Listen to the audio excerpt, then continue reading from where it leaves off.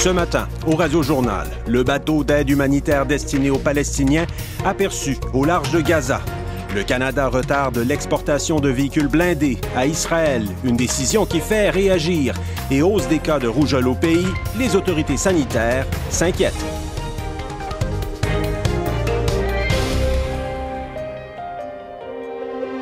Bonjour, ici Vincent Maisonneuve, bienvenue au Radio-Journal. À Gaza, le Hamas se dit prêt à une trêve de 6 semaines jumelée d'un échange d'otages contre des prisonniers palestiniens.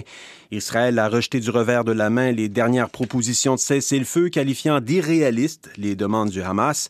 Pendant ce temps, le premier navire qui remorque une plateforme flottante chargée de 200 tonnes d'aide humanitaire s'approche lentement de l'enclave palestinienne. Jean-Philippe Robillard a plus de détails. Il y a des Palestiniens qui se sont regroupés sur le rivage et qui regardent au loin le bateau approcher parce que ça fait des jours qu'ils attendent ce navire qui transporte 200 tonnes de vivres. Mais le défi maintenant, ce qui va être compliqué, c'est la distribution de l'aide humanitaire parce qu'il n'y a pas d'installation portuaire fonctionnelle en ce moment dans la bande de Gaza. Alors on ignore de quelle façon la nourriture sera déchargée et distribuée à la population.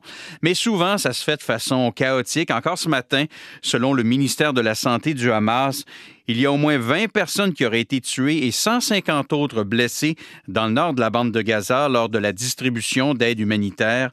Sur le plan politique, il y a le Hamas qui a soumis une proposition de cessez-le-feu.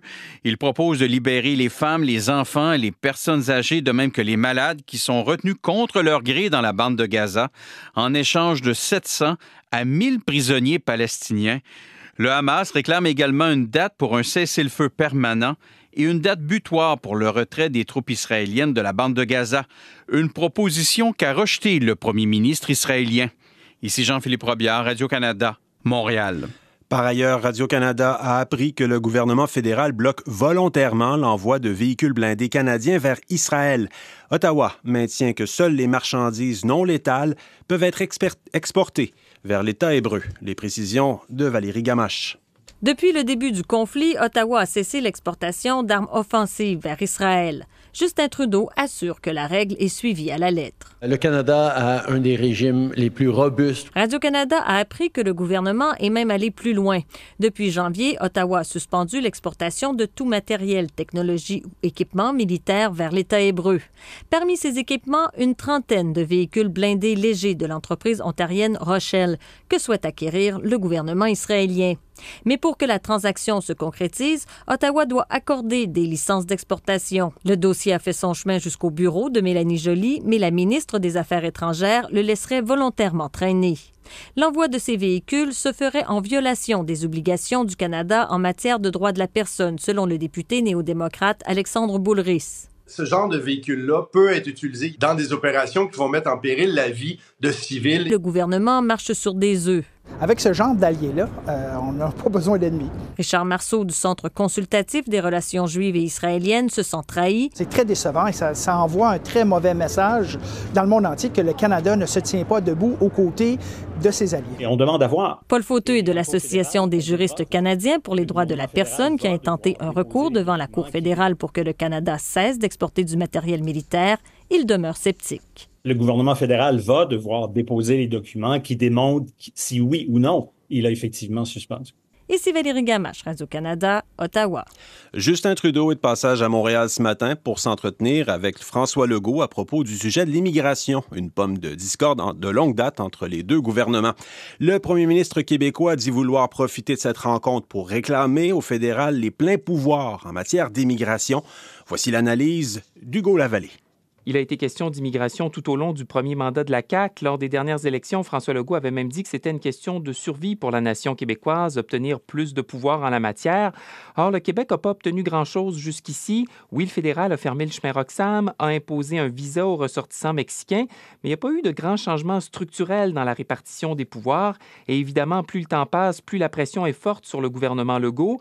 Les oppositions rappellent constamment les engagements qu'il avait pris. Et même à l'intérieur de la CAQ, on sent une certaine impatience de voir les choses bouger. Il faut dire que c'est une question de crédibilité pour le premier ministre, pour son projet nationaliste à l'intérieur du Canada. C'est pas pour rien hier que François Legault a évoqué pour la première fois un plan B si les choses ne débloquent pas avec le gouvernement fédéral, même si pour l'instant ça demeure flou. Par contre, les libéraux fédéraux, oui, c'est vrai, ils ne peuvent pas se permettre de perdre des sièges au Québec quand on voit ce qui se passe ailleurs au Canada. En même temps, Justin Trudeau a obtenu la majorité des voix et des sièges dans la province lors des 3 dernières élections sans avoir fait de promesses particulières aux Québécois, sans s'être avancé sur la question de l'immigration. La réalité, c'est que messieurs Legault et Trudeau n'ont pas nécessairement la même vision de l'immigration, pas la même vision du fédéralisme non plus, et pas le même électorat, malgré le fait qu'il y ait des recoupements. Alors, leurs intérêts ne convergent pas nécessairement, en tout cas sur la question de l'immigration. Ça ne veut pas dire qu'ils ne peuvent pas s'entendre sur d'autres enjeux. D'ailleurs, la rencontre aujourd'hui ne portera pas, bien sûr, que sur la question de l'immigration. C'était une analyse d'Hugo Lavallée. La Colombie-Britannique veut s'attaquer aux médias sociaux qui nuisent à la santé mentale et physique de ses citoyens. Le projet de loi permettrait au gouvernement provincial de réclamer des coûts associés au système de santé publique, comme les visites médicales et les traitements à l'hôpital. En plus de s'attaquer aux compagnies qui contreviendraient à la loi, le gouvernement provincial pourrait poursuivre directement les hauts dirigeants de ces entreprises. L'inquiétude des autorités sanitaires entourant la rougeole grandit au fur et à mesure que le nombre de cas augmente au pays. Il y a maintenant 29 infections confirmées. Mirna Djukic nous parle de la situation en Ontario. Un enfant atteint de la rougeole est en isolement à Hamilton. Il serait passé par l'aéroport de Pearson le 5 mars après avoir contracté le virus à l'étranger. Lundi, un autre cas a été confirmé dans la région de Muskoka, au nord de Toronto. Cette personne n'est pas sortie du pays et n'a pas eu de contact avec d'autres cas connus, précise le médecin en chef de Muskoka Simcoe, le Dr Charles Gardner. Cela suggère une transmission communautaire et c'est inquiétant, reconnaît le médecin. C'est le 2e cas de la sorte cette année. 6 autres ont été liés à un voyage à l'étranger. La vaccination des enfants a significativement décliné dans les dernières années, surtout pendant la pandémie. Seulement 53% des enfants ontariens de 7 ans avaient reçu leurs 2 doses du vaccin contre la rougeole en 2022, selon les données de la santé publique, contre 94% en 2014. La ministre de la Santé, Sylvia Jones, affirme que les bureaux de santé publique travaillent fort pour rattraper ce retard, notamment en envoyant des lettres aux parents qui ont un enfant dont le statut vaccinal n'est pas à jour. We do have sufficient supply. We've actually procured additional vaccines. Elle ajoute que la province s'est procuré assez de doses additionnelles de vaccins. Ici Mirna Djukic, Radio-Canada, Toronto. En Russie, maintenant, les premiers bureaux de vote sont ouverts dans les régions les plus à l'est du pays. L'élection présidentielle durera 3 jours, une formalité pour Vladimir Poutine qui sera reconduit au pouvoir pour un nouveau mandat de 6 ans. Les autres candidats en lice ont été choisis par le Kremlin. Rappelons que le principal opposant politique de Vladimir Poutine, Alexei Navalny, est mort en prison en février dernier.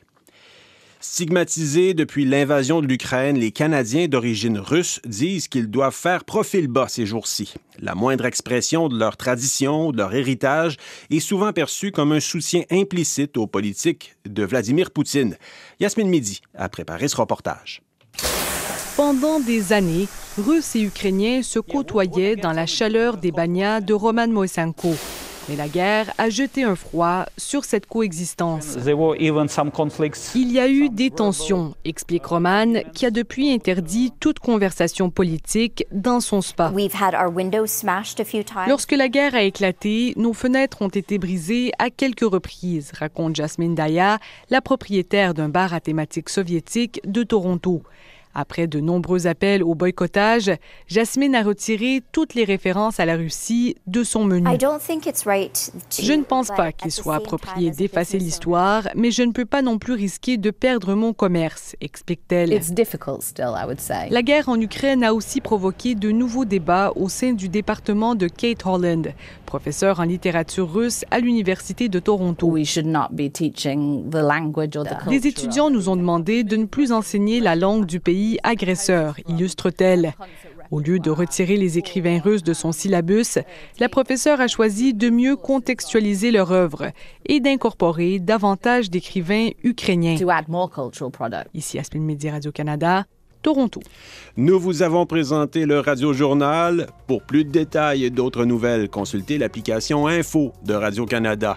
Au nom de toute l'équipe, je vous souhaite de passer une excellente journée.